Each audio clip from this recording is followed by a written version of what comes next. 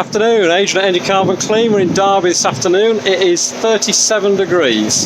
That's the hottest booking of the day so far today. Got a BMW 335i, so 2009 or 2010 model actually, 59 plate, 80,000 on the clock. Now the owner's booked this one in after speaking to someone else who's had this done.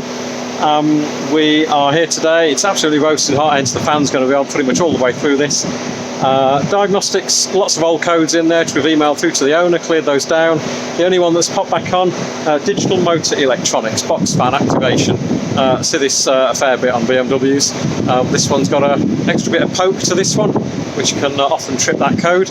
Otherwise it's running very nice. The kind of the base purr that was engine and the boom and the exhaust has started to quieten down already. We are, 25 minutes in.